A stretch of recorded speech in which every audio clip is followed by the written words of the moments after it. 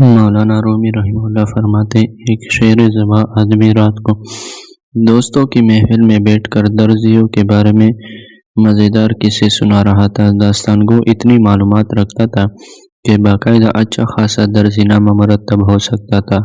جب اس آدمی نے درزیوں کی چوری اور مکاری سے گاہکوں کا کپڑا غائب کر دینے کے ان گنت قصے بیان کر ڈالے، تب سننے والوں میں مل کے خطا کا ایک ترک جس سے اپنی دانش و ذہانت پر بڑا ناز تھا، کہنے لگا اس علاقے میں سب سے گرو درزی کون سا ہے؟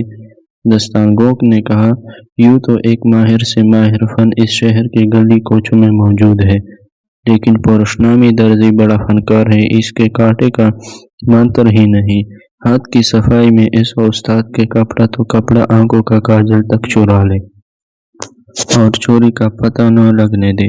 ترک کہنے لگا لگا لو مجھ سے شرط، میں اس کے پاس کپڑا لے کر جاؤں گا اور دیکھوں گا کہ وہ میری آنکھوں میں دھول پونک کے کپڑا چراتا ہے، میاں کپڑا تو درکنار ایک تار بھی غائب نہ کر سکے گا۔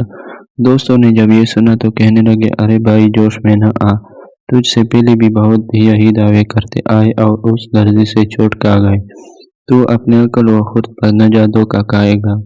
محفل برخاست ہونے کے بعد ترک اپنے گھر چلا گیا، اسی پیچ و تاب و فکر اور اضطراب میں ساری رات گزاری۔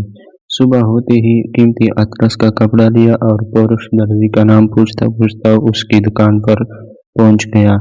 درزی اس ترک گاہک کو دیکھتے ہی نہایت ادب سے کھڑا ہو کر تسلیمات بجا لایا۔ درزی نے خوش اخلاقی، تعظیم و کرم کا ایسا مظاہرہ کیا کہ ترک بےحد متاثر ہوا اور دل میں کہنے لگا یہ شخص تو بظاہر ایسا عیار اور دغا باز نظر نہیں آتا، لوگ بھی خواہ رائی کا پہاڑ بنا دیتے ہیں، اور یہ سوچ کر قیمتی اطلس درزی کے آگے دھر دی اور کہنے لگا اس اطلس کی قبا مجھے سی دے۔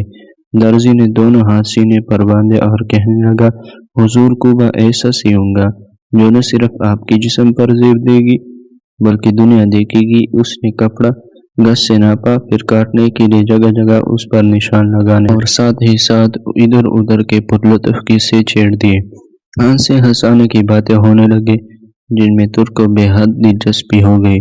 جب درزی نے اس کی دلچسپی دیکھی تو ایک مزاحیہ لطیفہ سنایا جس سے سن کر ترک ہنسنے لگا، اس کی چھیندی چھیندی آنکھیں اور بھی مچ گئی۔ درزی نے جھٹ پٹ کپڑا کاٹا اور ران تلے ایسا دبایا کہ سوائے خدا کی ذات کی اور کوئی نہ دیکھ سکا۔ غرض کی اس پرلطف داستان سرائی میں ترک اپنا اصل مقصد اور دعویٰ فراموش کر بیٹھا۔ کدھر کے اطلس کہا کی شرط ہنسی مذاق میں سب سے غافل ہو گیا۔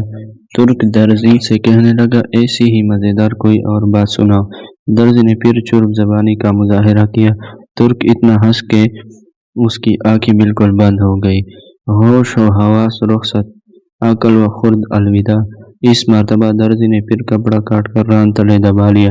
ترک نے چوتھی بار مذاق کا تقاضا کیا تو درزی کو کچھ حیا آ گئی اور کہنے لگے مزید تقاضا نہ کرے، اگر ہنسی کی اور بات کہوں گا تو تیری قبا تنگ ہو جائے گی۔